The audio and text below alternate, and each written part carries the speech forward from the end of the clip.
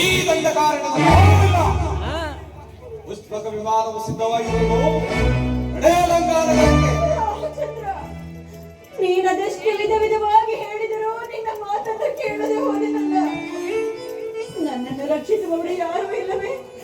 ಪೂಜ್ಯರಾದ ದಶರಥ ಚಕ್ರವರ್ತಿಗಳೇ, ಮೈದವನಾದ ಲಕ್ಷ್ಮಣನೇ ಎಲ್ಲರುವೆ, ಬೇಗ ಬಂದು ನನ್ನನ್ನು ಕಾಪಾಡಿ, ನನ್ನನ್ನು ಕಾಪಾಡಿ.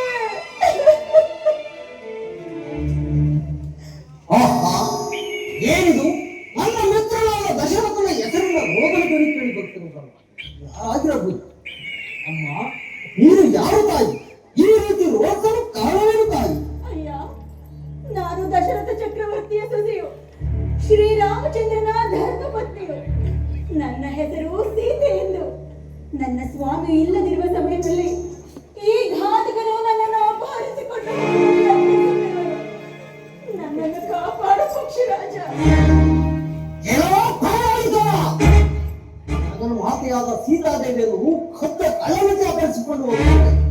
ಏನು ನಿಜವಾದ ಗಂಡು ಹಾಗಡೆ ನನ್ನ ಮೇಲಿಗೆ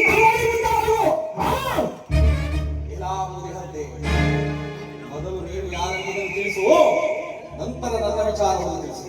ನಾನು ದಶರಥನ ಮಿತ್ರನಾದ ನನ್ನನ್ನು ಜಟಾಯು ಅದನ್ನು ನೀನು ಯಾರನ್ನು ತಿಳಿಸು.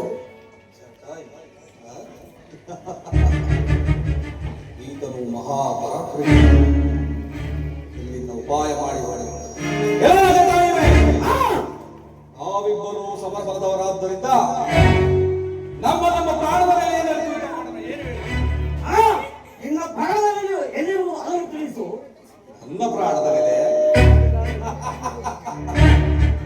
ನನ್ನ ಪ್ರಾಣದ ಮೇಲೆ ಈ ನನ್ನ ಎಡಗಾಲಿನ ಮುಂದುಷ್ಟವಿರುವುದು.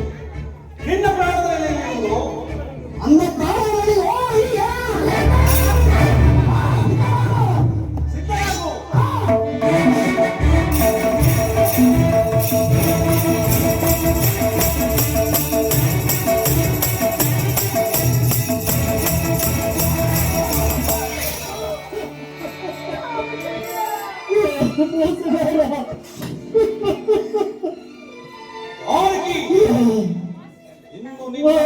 ಸಿದ್ಧರಾಗು.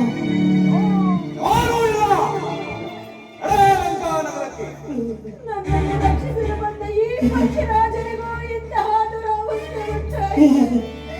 ಅಯ್ಯೋ, ಮುಂದೇನು ಗತಿ? ಎಲೈ ಪಕ್ಷಿರಾಜನೇ, ಇಲ್ಲಿ ನಡೆದ ಸಂಗತಿಯನ್ನೆಲ್ಲ